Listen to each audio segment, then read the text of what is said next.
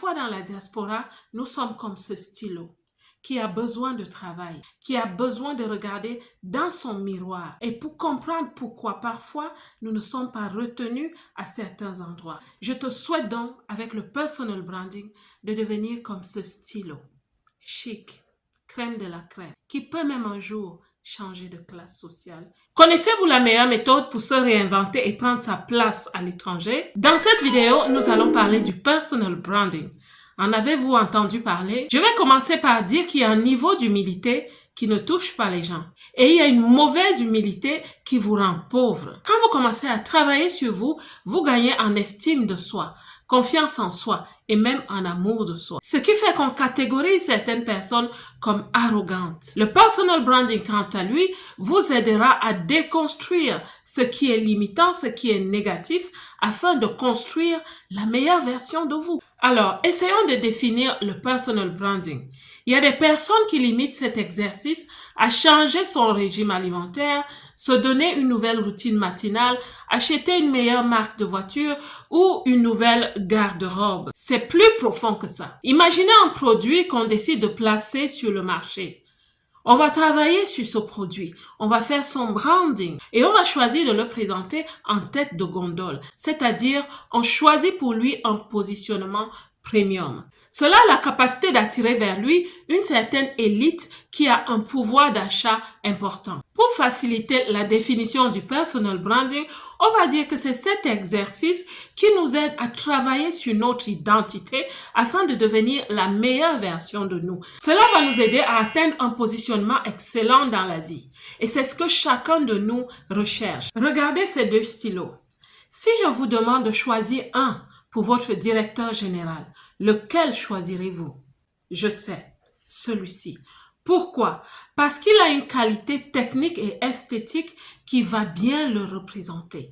C'est la même chose avec nous, mes belles. Parfois dans la diaspora, nous sommes comme ce stylo qui a besoin de travail, qui a besoin d'introspection, qui a besoin de regarder dans son miroir et comprendre pourquoi parfois nous ne sommes pas retenus à certains endroits. Je te souhaite, avec le personal branding, de devenir ce stylo.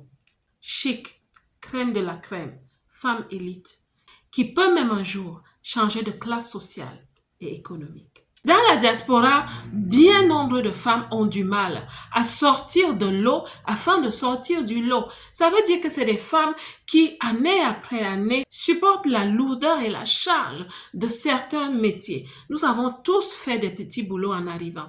Qu'à cela ne tienne, il arrive un moment dans la vie qu'on doit se défaire de ce genre d'activité parce que cela nous empêche de nous réaliser vraiment. Avec un certain niveau de boulot, on n'a pas assez d'argent pour améliorer sa vie. Et c'est aussi clair que l'eau de roche. Et nous devons changer cela. Si tu n'es plus contente de ton niveau de vie, si tu n'es plus satisfaite par les remarques que certaines personnes te font, il y a des personnes qui pensent que tu es dans la diaspora parce que tu viens chercher de l'aide. Et si tu es fatigué d'être dans la débrouillardise, même en tant qu'entrepreneur, je te conseille, ma belle, de travailler consciemment sur toi-même. Que les situations difficiles que tu affrontes tous les jours dans ta vie soient le déclic qui va t'aider en 2025 de te lever et décider de changer totalement la donne. L'humilité est bien.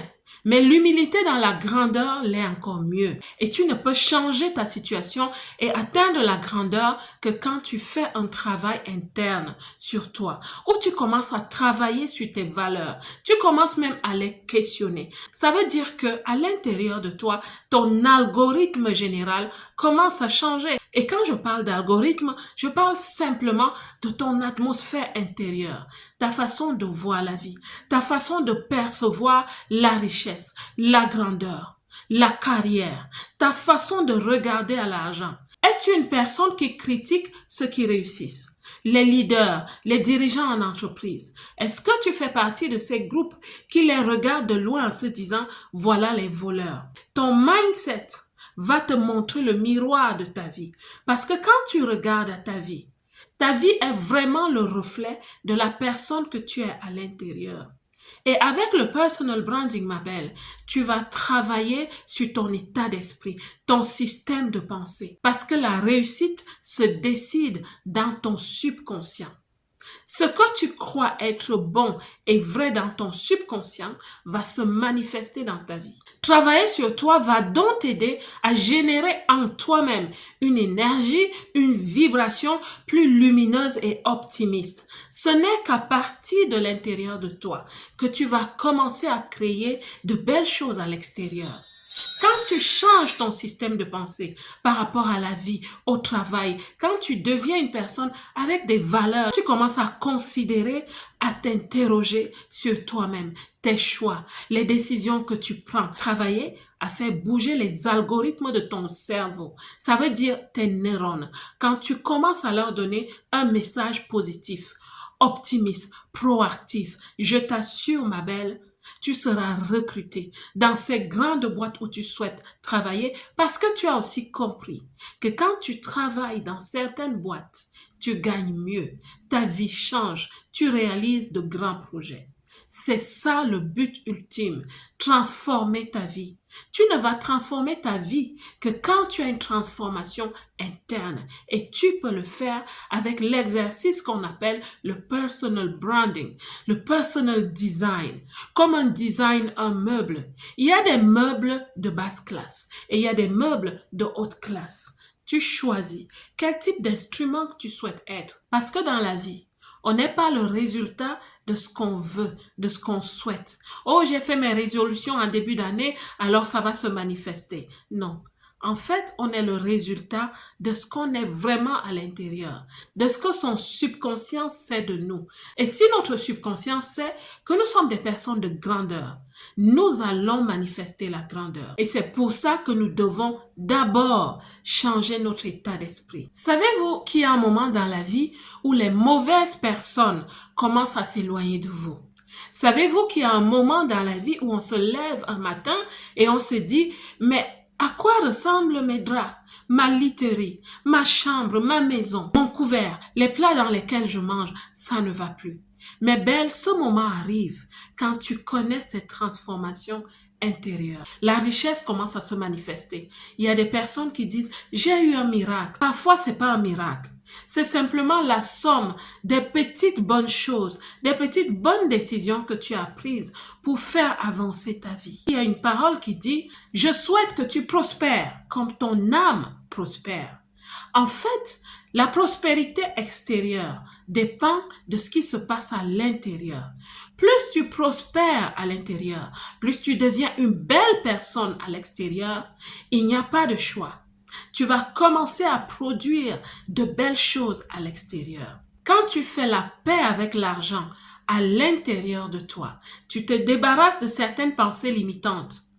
L'argent commence à venir vers toi. Ton compte bancaire commence à être rempli parce qu'il y a des opportunités qui commencent à s'ouvrir.